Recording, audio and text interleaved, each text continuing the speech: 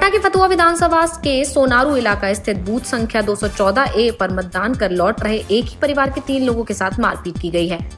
तीनों लोग घायल हो गए हैं और इन लोगों ने एक खास दल के समर्थकों पर पिटाई का आरोप लगाया है।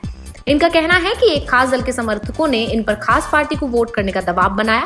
जब इन्होंने ऐसा करने से इनकार कर दिया तो उनकी पिटाई की गई। पीड़ित परिवार शिकायत दर्ज कराने फतुहा थाना पहुंच गया है। दीपिका पादुकोण की मैनेजर करिश्मा प्रकाश को एनसीबी गिरफ्तार करने की तैयारी में है। ड्रग्स मामले में एनसीबी ने करिश्मा को 2 बार समन किया, अभी तक हाजिर नहीं हुई हैं। दूसरी तरफ करिश्मा ने कोर्ट में अग्रिम जमानत की अर्जी दी है और जिसका एनसीबी विरोध करेगी। फ्रांस में पैगंबर मोहम्मद के कार्टून छपने को लेकर तमाम मुस्लिम देशों में विरोध प्रदर्शन हो रहे हैं। हालांकि यूएई में विदेश मंत्री ने फ्रांस के राष्ट्रपति इमैनुअल मैक्रों के रुख का समर्थन किया है। यूएई के विदेश मंत्री अनवर गार्गर ने सोमवार को दिए एक इंटरव्यू में कहा कि मुस्लिमों को मैक्रो की पश्चिमी समाज के अनुकूल ढलने की बात मान लेनी चाहिए।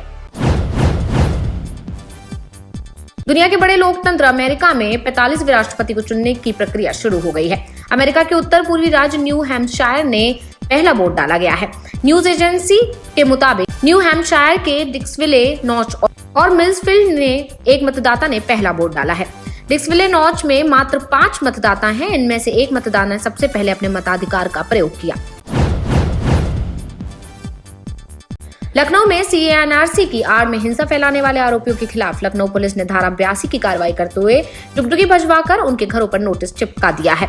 इस दौरान लखनऊ के ठाकुरगंज थाना क्षेत्र में से आरोपियों के खिलाफ 82 की कार्रवाई हुई। उनके घर के बाहर डुगडुगी बजाकर नोटिस चिपका गया है।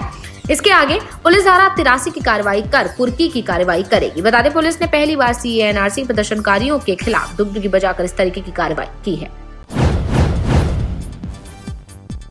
उत्तर प्रदेश के हाथरस में कथित गैंगरेप केस और मौत के मामले में इलाहाबाद हाई कोर्ट की लखनऊ खंडपीठ ने 25 नवंबर को सुनवाई की अगली तारीख तय की है। इसके साथ ही कोर्ट ने सीबीआई को अगली सुनवाई पर स्टेटस रिपोर्ट भी जमा करने को कहा है। यानी कि अब सीबीआई 25 नवंबर को विवेचना की स्टेटस रिपोर्ट कोर्ट में सौंपेगी। सरकार की तरफ से कहा गया है कि अगली सुनवाई तक डीएम हाथरस पर फैसला ले लिया जाएगा। उन्होंने यह भी कहा कि हाथरस एसपी को हटाने की वजह मृतका का अंतिम संस्कार नहीं है। सप्ताह के दूसरे कारोबारी दिन सेंसेक्स करीब 400 अंक मजबूत होकर 40,150 अंक के स्तर को पार कर लिया है। इसी तरह निफ्टी की बात करें तो ये 100 अंक की तेजी के साथ 11,750 अंक के स्तर पर पहुंच गया है। इस दौरान बीएसई इंडेक्स पर एयरटेल, इन्फोसिस, रिलायंस और एचयूएल के शेयर में गिरावट रही। प्रधानमंत्री नरेंद्र मोदी अररिया के फारबिसगंज में एक चुनावी सभा को संबोधित कर रहे थे। उन्होंने कहा कि बिहार की पहचान अब बदल रही है। उन्होंने कहा, आज बिहार में अहंकार हार रहा है, परिश्रम फिर जीत रहा है। आज बिहार में घोटाला हार रहा है, लोगों को हक फिर जीत रहा है। आज बिहार में गुंडागर्दी हार रही है, कानून का राज वापस लाने वाले फिर जीत रहे हैं। बॉलीवुड एक्ट्रेस कंगना रनौत के लिए पिछला कुछ वक्त काफी अच्छा नहीं बीता था, तो महाराष्ट्र सरकार के उनका मतभेद चर्चा में रहा था। मगर इन दिनों एक्ट्रेस के घर में खुशी का माहौल देखने को मिल रहा है। कंगना के भाई करण की तो शादी हो गई है, अब उनके दूसरे भाई अक्षत की बारी। हाल ही में कंगना अपने भाई की शादी का कार्ड देने हिमाचल प्रदेश के मुख्यमंत्री के पास पहुंची।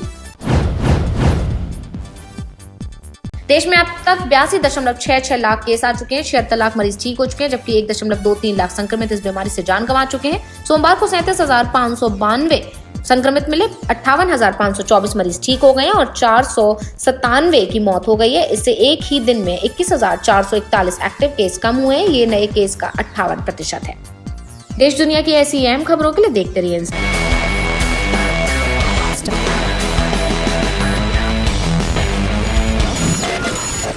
InstaFeed।